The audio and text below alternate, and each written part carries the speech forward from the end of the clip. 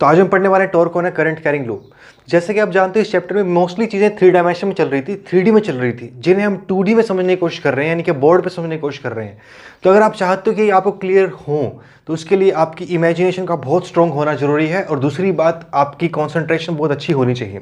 तो इसलिए full screen कर लो, फुल स्क्रीन करने के बाद सुनो जो मैं बोलने जा रहा हूँ। एक सिंपलेस्ट केस लेते हैं और उससे हम आगे बढ़ाएंगे अपने टॉपिक को।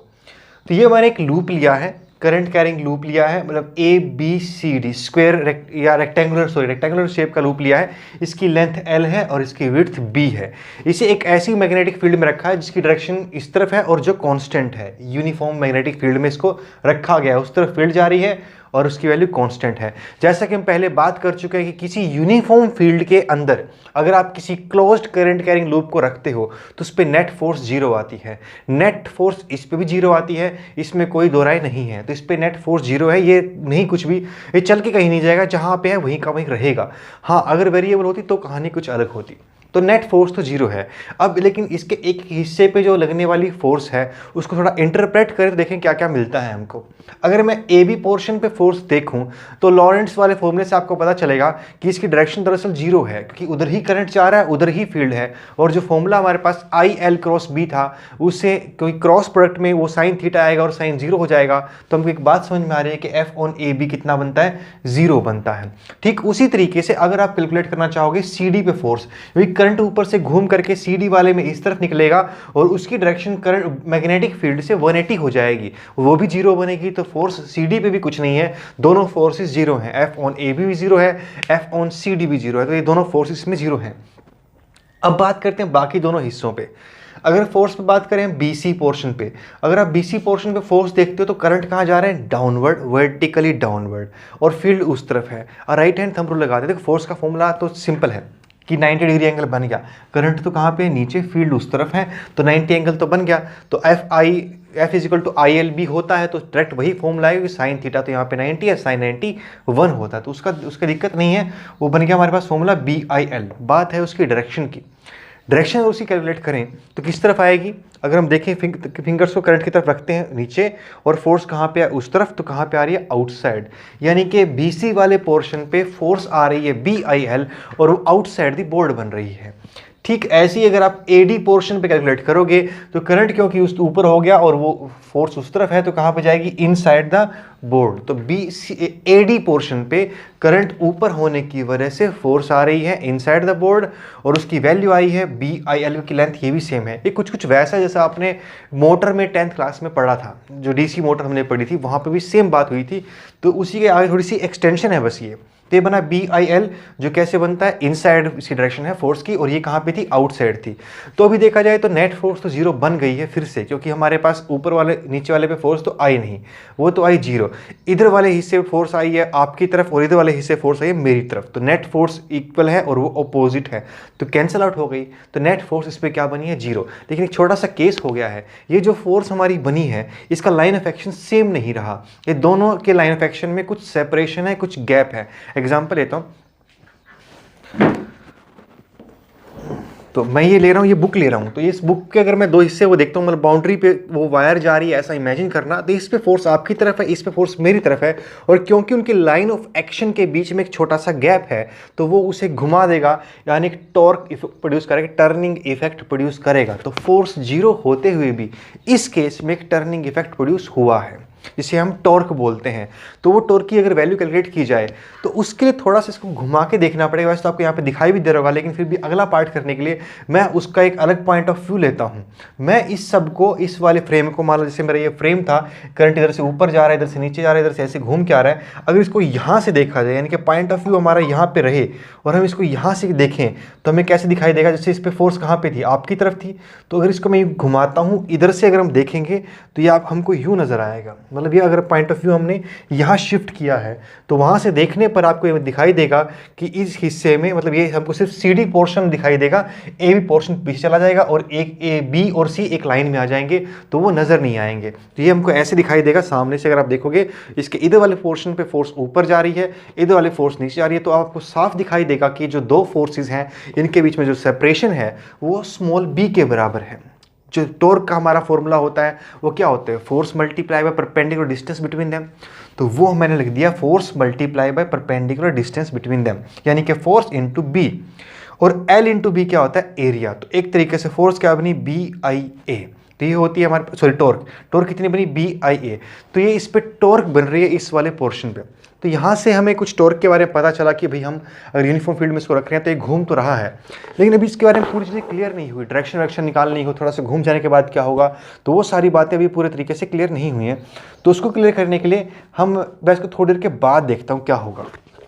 ठीक, मतलब हमने इसी चीज़ को इमेजिन किया है थोड़ा सा घूमने के बाद, क्योंकि देखो ये घूमेगा तो ये टॉर्क एक चाहेगी कि ये बाहर आए आपकी तरफ आए और ये मेरी तरफ जाए, तो ये घूमने के बाद थोड़ा सा ऐसे दिखाई देगा। तो मैंने वो व्यू बनाया, देखो आपको थोड़ा फील नहीं होगा, ये असल में थोड़ा सा यहाँ से ऊपर उठ गया है, थोड़ा सा ऊपर उठ गया, ये थोड़ा सा नीचे रह गया। तो लेकिन हमको सामने से देखने पर प्रोजेक्शन इसकी दिखाई नहीं देगी, हमें लगेगा शायद ये उसी टाइप का है, बस ये छोटा होता जा रहा है। देखो अगर आप देखोगे ध्यान से तो इसको मैं अगर घुमाता रहूँ थोड़ी देर के बाद आपको सिर्फ ये लाइन दिखाई देगी, जो इसकी थिकनेस को मैंने इग्नोर किया हुआ था, तो जीरो नजर आएगा।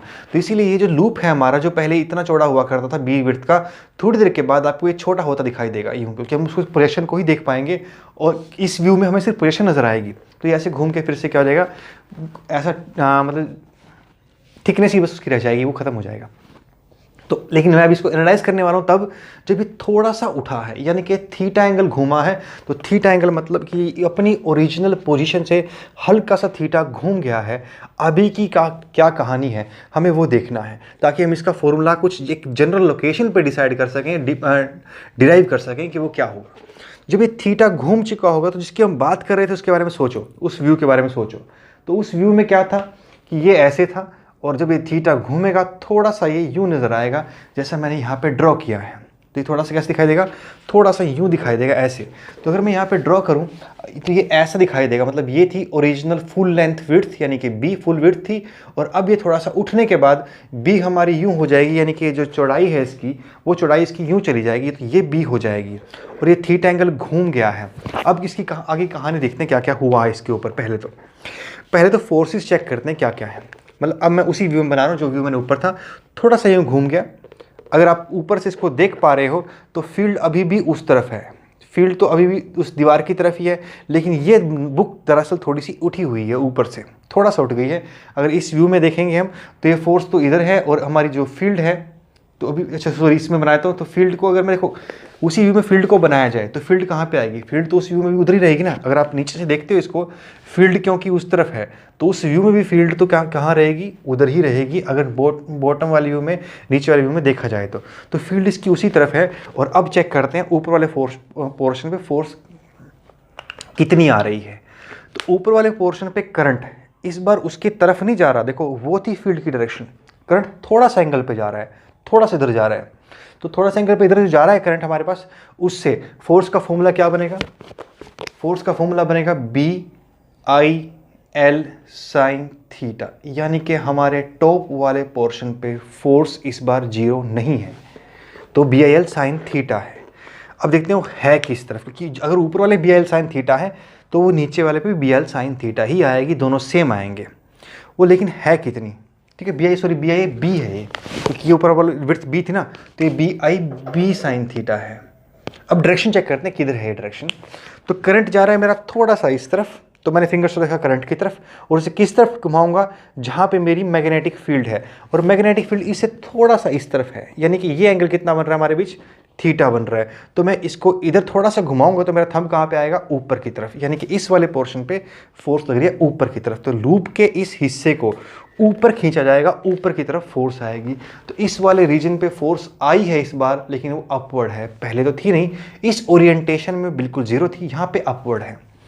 ऐसी नीचे वाले पे अगर आप चेक करोगे तो करंट यूँ गया, यूँ घूमा और इधर आ गया, ठीक है। तो करंट जो मेरी तरफ आ रहा है, तो मेरी तरफ करंट आया है, तो मतलब फिंगर्स कहाँ पे होगी, मेरी तरफ होगी, इस तरीके से होगी। अब फील्ड तो कहाँ पे है, उसी तरफ होगी ना। तो फील्ड की तरफ जाने के लिए मुझे क्या करना पड़ेगा, अपने थंब को इस तरफ करना पड़ेगा, फिंगर को ऐसे करना पड़ेगा कि फील्ड को उस तरफ, ताकि फील्ड की तरफ मेरा हाथ घूम सके। फील्ड हमारी उधर ही है, अभी भी उसी साइड पर है, तो थंब कहाँ जाएगा, नीचे। यानी कि इस बार इस ओरिएंटेशन में जब ये थोड़ा सा उस पॉइंट से टिल्ट हुआ, जब ऐसे है बिल्कुल उसके अलोंग, तो जीरो है। थोड़ा सा घूमते ही ऊपर वाले पोर्शन पे फोर्स आई जो इसको अपवर्ड खींच रही है। नीचे वाले भी पोर्शन पे फोर्स आई जिसको नीचे खींच रही है। और इस बार एक हमारे लिए बस खुशी की बात ये है कि ये जो दोनों फोर्सेस आई हैं, एक तो ये इक्वल एंड अपोजिट तो हैं ही, साथ ही इनकी लाइन ऑफ एक्शन भी सेम है। मेरे हाथ को देखो, इसी लाइन के से होते हुए नीचे वाली फोर्स भी जा रही है। तो ये जो फोर्स अब जनरेट हुई है, इसकी थोड़ा सा टिल्ट होने के बाद, थोड़ा सा ट्विस्ट होने के बाद, थोड़ा सा सॉरी घूमने के बाद जो फोर्स जनरेट हुई है, वो फोर्स अभी इक्वल एंड अपोजिट हैं और उनकी लाइन ऑफ एक्शन भी क्या है, सेम। इसीलिए वो जो फोर्स इसके ठीक नीचे जनरेट हो रही है वो बिल्कुल आउट ऑफ फेज हो गई हैं, एक दूसरे के अपोजिट हो गई हैं, लाइन ऑफ एक्शन भी उनका सेम हो गया है। तो वो ना कोई टॉर्क कंट्रीब्यूट कर रही हैं, ना ही वो फोर्स कंट्रीब्यूट कर रही हैं। दोनों चीज़ें क्या होंगी, जीरो, ना टॉर्क होगी ना फोर्स होगी। तो इसीलिए अब इस ओरिएंटेशन में फोर्स ही जीरो है, इस ओरिएंटेशन में इंडिविजुअल ब्रांच पे फोर्स है लेकिन नेट जीरो है और वो टॉर्क भी प्रोड्यूस नहीं करती। अब बात करते हैं इस वाले हिस्से की। थोड़ा यहाँ पे देखना ध्यान से, क्या होगा, करंट यहाँ पे कहाँ जा रहा है, नीचे। फील्ड अभी भी कहाँ पे है, उधर। अगर फील्ड अभी भी उधर ही है तो मेरा फिंगर्स कहाँ पे रहेंगी, नीचे, और फोर्स कहाँ रहेगी, उधर। तो ये कहाँ पे आएगा, अभी भी आउटसाइड द बोर्ड ही आ रहा है। यानी कि ये वाली फोर्स परपेंडिकुलर नहीं हुई, ये वाली फोर्स अभी भी उधर ही रही जहाँ पहले थी, यानी ऊपर। कुछ समझे, थोड़ा सा घूमा, ये घूमने के बाद भी करंट तो नीचे ही जाएगा और वो फोर्स फील्ड तो उधर ही रहेगी। तो फील्ड उधर रहेगी तो फिर से कहाँ रहेगा, ये आप ही की तरफ रहेगा, सेम।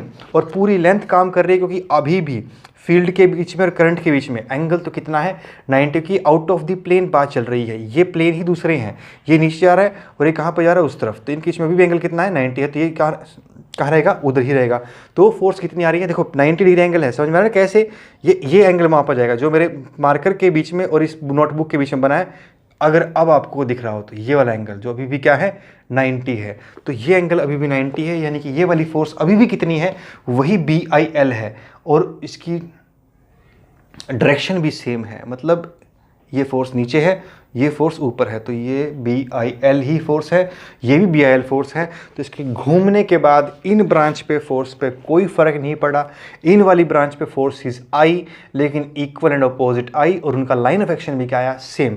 इनके केस में लाइन ऑफ एक्शन थोड़ा करीब आ गया, थोड़ा नज़दीक आ गया लाइन ऑफ एक्शन, क्योंकि देखो अब लाइन ऑफ एक्शन के बीच में जो गैप है, परपेंडिकुलर गैप है, सिर्फ इतना रह गया है। पहले स्मॉल भी था, अब थोड़ा छोटा रह गया है, यानी गैप थोड़ा कम हो गया है। तो लाइन ऑफ एक्शन थोड़ा पास आया है लेकिन उसकी वैल्यू अभी भी क्या रही है, सेम रही है, डायरेक्शन भी सेम रही है। तो अब निकालते हैं टॉर्क। तो टॉर्क देखो सिंपल, अगर मैं यहाँ पे थोड़ा सा इंटरपोलेशन किया है तो जो एंगल हम लेते हैं वो किसी स्टैंडर्ड वेक्टर के बीच में लेते हैं। तो कौन से एंगल को हम थीटा कहेंगे वो मैंने यहाँ पे बड़ा सोच समझ के लिखा, क्योंकि हम यहाँ पे एक फॉर्मूला ड्राइव करने वाले हैं। उसको बड़े ध्यान सुनना, नहीं तो आपको फिर कन्फ्यूजन हो जाएगी कि थीटा कौन सा होता है। तो ध्यान से देखना। तो हमने जो एंगल डिफाइन किया वो बहुत सोच समझ के किया कि थीटा इसको कहूँ कि इसको कहूँ। मैंने थीटा कहा एंगल बिटवीन एरिया वेक्टर, क्योंकि यहाँ पे हम एक एरिया वेक्टर असाइन करेंगे, इस चीज़ का एक एरिया वेक्टर बनाएंगे, क्योंकि हम पहले देख चुके हैं कि हमारी फोर्स में एक तो एरिया वाला आया था और एक बी आया था। तो हमने I × A को एक साथ हम यहाँ पे एक एरिया वेक्टर की तरह लेंगे, उसको एक एरिया वेक्टर की तरह देखेंगे। तो उसके बीच में और फील्ड के बीच में जो एंगल आएगा उसे थीटा कहेंगे। अब पता करते हैं कि एरिया वेक्टर है कहाँ पे।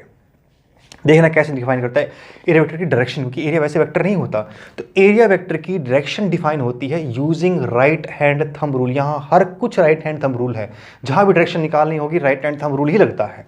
तो राइट हैंड थंब रूल से एरिया वेक्टर की डायरेक्शन डिफाइन होती है। कैसे, पहली बात तो वेक्टर का जो एरिया वेक्टर जो होता है वो आउटवर्ड नॉर्मल होता है, लेकिन इस एरिया के दो नॉर्मल बनते हैं, आपकी तरफ भी और मेरी तरफ भी, बोर्ड की तरफ भी, पीछे भी, दो नॉर्मल बनते हैं। अब उसमें से डायरेक्शन को हम इसको कहें कि इसको कहें, उसी पे सारा खेल टिका हुआ है। तो उसको निकालने के लिए हम राइट हैंड थंब रूल लगाते हैं, यानी अपनी फिंगर्स को, इस बार फिंगर्स को हम कर्ल करेंगे किसकी तरफ, करंट की अलोंग, जिस तरफ करंट गया है उसके अलोंग कर्ल करेंगे। जैसे इस बार करंट कैसा है, क्लॉकवाइज है, तो क्लॉकवाइज उसमें हमारा थंब कहाँ जाएगा, इनसाइड। तो ये वाला जो एरिया वेक्टर हमारा बना है इसकी डायरेक्शन क्या है, इनसाइड द बोर्ड। अगर यही एंटी क्लॉकवाइज होता तो मेरी फिंगर्स उल्टी घूमती और क्या होता, आउटसाइड द बोर्ड। तो ये एरिया वेक्टर ऐसा है जो इनसाइड द बोर्ड जा रहा है। उसके अकॉर्डिंग कि ये इनसाइड द बोर्ड जा रहा है, तो जो मैंने अभी कहा था कि मान लो ये पीछे की तरफ गया, देखो ऐसे ये मार्कर है मैंने पीछे की तरफ बनाया हुआ है, और हम इसका कौन सा व्यू देख रहे हैं, बॉटम व्यू देख रहे हैं। तो बॉटम व्यू जब आप इसका देखोगे तो ये आपको नीचे नजर आएगा, ये दिखाई देगा ना, यहाँ पे क्या दिखाई देगा, ये यहाँ पे नजर आएगा, ठीक है। और जैसे ये थोड़ा घूमा है हमारा जो ये चीज़, ये नोटबुक थोड़ी जो घूमी है, नोटबुक घूमने के बाद एरिया वेक्टर कहाँ चला गया, थोड़ा सा जो ऐसे परपेंडिकुलर था वो थोड़ा सा यूं हो गया, यानी कि एरिया वेक्टर हमारा एरिया जो ऐसे हो गया है हमारा उसके परपेंडिकुलर ही रहेगा, और वो ऐसे हो गया है क्योंकि ये कैसे घूमा है, ये यूं घूमा है और ये यूं घूमा है। अब इसको देखोगे तो कहाँ पहुँच गया है, वो साइड पहुँच गया, मतलब ये एंगल कितना हो गया, ए हो गया। अब इस ए वेक्टर के बीच में, सॉरी वेक्टर ए हो गया, इस ए वेक्टर का वो एंगल जो बी के साथ बनता है वो थीटा मैंने माना, क्योंकि बी तो हमारी अभी भी उधर ही है और ए वेक्टर ये रहा, इनके बीच में जो ये वाला एंगल है इसको हम थीटा कहेंगे, क्योंकि हम तब की बात कर रहे हैं जब हमारा लूप मैग्नेटिक फील्ड से थीटा एंगल पे डिफाइन हो, असाइंड हो, अलाइंड हो, सॉरी, जब हमारा लूप मैग्नेटिक फील्ड से थीटा एंगल पे अलाइंड हो, उस टाइम पे उस जनरल लोकेशन पे उस पर कितनी टॉर्क आएगी वो हम देखना चाहते थे। और टॉर्क एक वेक्टर क्वांटिटी है तो हम ये पता करना चाह रहे हैं कि थीटा के टर्म में हम उसका कुछ वेक्टर प्रोडक्ट लिखना चाह रहे हैं ताकि हमको डायरेक्शन भी एक ही बारी में मिल जाए, तो वो थीटा इसलिए मैंने लिखा है। तो ये होगा थीटा। अगर ये एंगल थीटा होगा तो ये 90 माइनस थीटा होगा, ठीक है, ये 90 माइनस थीटा होगा, सॉरी ये भी 90 माइनस थीटा होगा, और ये भी कितना हो जाएगा, थीटा हो जाएगा। ये थीटा होगा तो ये भी कितना होगा, थीटा होगा। ये एंगल थीटा है, ये बी है। टॉर्क लिखने के लिए हमें क्या चाहिए, force multiply by perpendicular distance. तो ये बी है, ये बी कॉस थीटा है, ये क्या होगा, बी साइन थीटा। तो बी साइन थीटा से मल्टीप्लाई किया और ये क्या बन गया, B I A L B into A theta, sorry L B को हम एरिया बोल रहे हैं, एरिया ऑफ द लूप बोल रहे हैं, तो आई इंटू ए इंटू साइन थीटा बन गया। अब आगे देखो ये बन गया ना कुछ कुछ क्रॉस प्रोडक्ट जैसा ही, और आपको देखा कॉस आ जाता फिर तो डॉट प्रोडक्ट बन जाता है। ये कॉस नहीं आएगा, अगर आप गलती करोगे तो कॉस आएगा, फिर डॉट प्रोडक्ट बनता, डॉट प्रोडक्ट की कोई स्केलर होता है, इसकी डायरेक्शन भी नहीं आती। तो आप स्टेप बाय स्टेप चलोगे तो जो चीज़ है वही बनती है, क्योंकि टॉर्क वेक्टर होता है, इसका प्रोडक्ट भी देखना ऑटोमेटिकली वेक्टर आया, बस हमने चीज़ें बिल्कुल सही हिसाब से लगाई हैं, अपने आप साइन आया उस फॉर्मूले में, ठीक है। वो साइन फैक्टर क्या कहता है कि ये तो वेक्टर प्रोडक्ट होगा, तो वेक्टर प्रोडक्ट में क्रॉस आएगा, तो हमने आई ए को अलग कर दिया, एक यूनिट मान लिया, और अब लिखें हम बी क्रॉस आई इंटू ए लिखें या आई ए क्रॉस बी लिखें, जो मैंने लिखा है इसमें से कौन सा लिखें, कि यहाँ से आगे तो हमारी मर्जी है ना।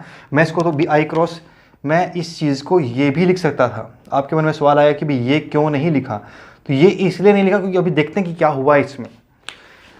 क्रॉस प्रोडक्ट लिखना है, क्रॉस प्रोडक्ट का हमको पता है कि वो डायरेक्शन देता है कि ओवरऑल चीज़ कहाँ घूमेगी। जैसे कि यहाँ पे अगर मैं आई ए को आगे लिखता हूँ तो आई ए की तरफ फिंगर रखने पर, यानी कि इस वेक्टर पर, ए वेक्टर की तरफ फिंगर रखने पर बी की तरफ घुमाने पर हमारी टॉर्क की डायरेक्शन आनी चाहिए, ठीक है। यहाँ टॉर्क की डायरेक्शन है क्या, पहले चेक कर लेते हैं, उसी के हिसाब से देखेंगे फिर बी क्रॉस ए लिखें या ए क्रॉस बी लिखें, जिससे टॉर्क जो डायरेक्शन बनती है वही आए। तो पहले सिंपल हमारा जो तरीका था उसी तरीके से देखते हैं टॉर्क आएगी किस तरफ। तो ये लूप हुआ, एरिया वेक्टर अंदर हुआ, फील्ड उधर हुई, तो एरिया वेक्टर अंदर हुआ, फील्ड उधर हुई। मैंने ये माना पहले कि ए क्रॉस बी अगर मैं लिखता हूं तो क्या बनता, तो मैं, अच्छा ये घूमा कैसे, यूं घूमा।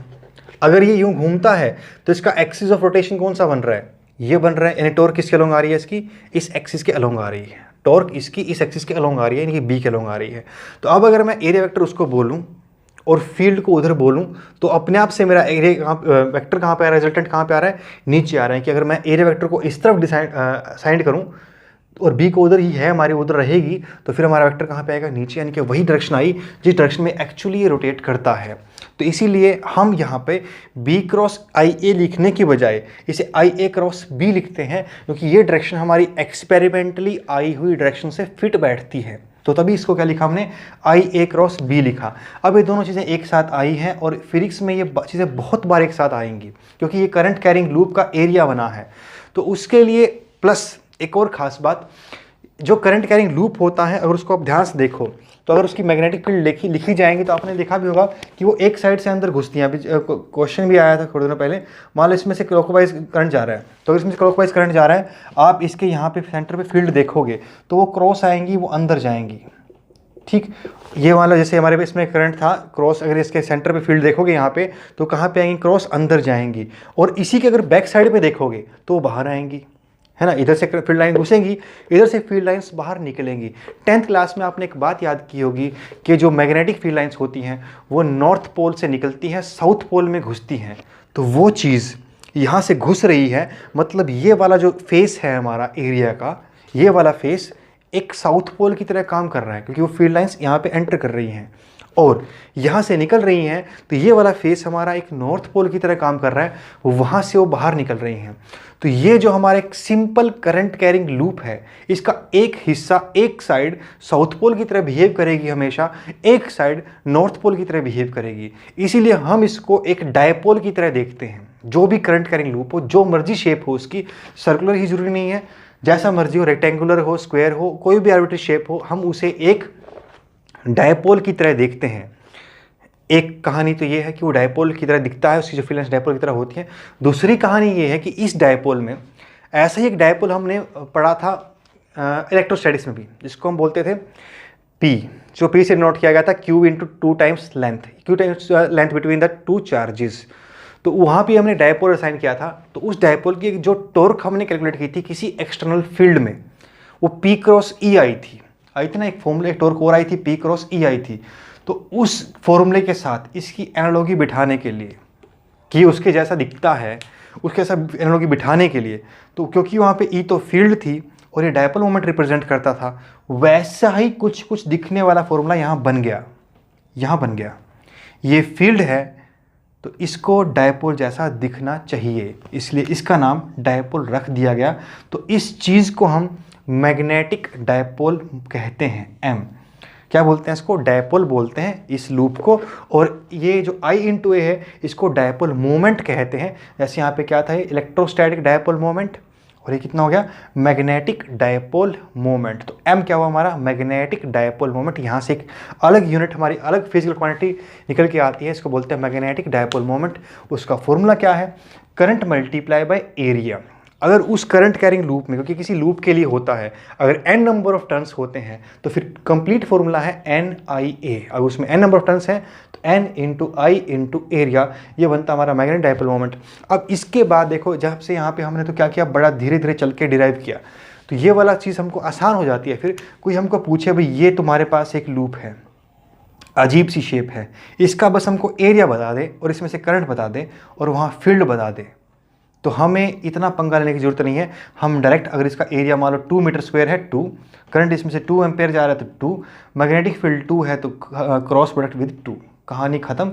हमने देखा ही नहीं कौन सी ब्रांच पे किस तरह फोर्स लग रही है, इतने से ही हमको क्या मिल जाएगी, उसकी टॉर्क मिल जाएगी। यानी कि आर्बिट्री शेप में डायरेक्ट रिजल्ट निकालने के लिए ये फॉर्मूला काम आता है। तो इसीलिए हमने ये चीज़ एक जनरल फॉर्मूला ड्राइव किया कि जहाँ कहीं भी आपके पास कोई करंट कैरिंग लूप हो, वो किसी यूनिफॉर्म फील्ड में अगर रखा जाए तो नेट फोर्स 0 आनी है, वो उस पे 0 रहेगी। नेट टॉर्क की कहानी है, उसका फॉर्मूला M क्रॉस B आएगा। M वो मैग्नेटिक डायपोल मोमेंट होता है, इसका फॉर्मूला NIA होता है, current multiply by area cross section into number of turns होता है। और इसकी डायरेक्शन क्या होती है डायपोल मोमेंट की, वो निकलती है राइट हैंड थंब रूल से। जैसे कि अगर मैं इस लूप का डायपोल मोमेंट की डायरेक्शन देखूंगा तो कहाँ पे आएगी, वो इनसाइड द बोर्ड। और आप चेक भी कर सकते हो, वहाँ भी डायपोल मोमेंट क्या आता था, नेगेटिव टू पॉजिटिव। यहाँ भी कहाँ से आता है, साउथ से नॉर्थ। साउथ पोल ये है, नॉर्थ पोल पीछे था, अंदर ही आ रहा है और अंदर ही राइट हैंड थंब रूल बोल रहा है। तो वही चीज़ है, बाकी किसी भी तरीके से देखे जाओगे तो बात वहीं पहुंचनी है कुल मिलाकर के। तो ये था हमारा टॉर्क कौन है, करंट कैरिंग लूप। ये एक ऐसा टॉपिक है जिस पर बहुत सारे क्वेश्चन आपको देखने को मिलेंगे। ठीक है, तो आज इतना ही।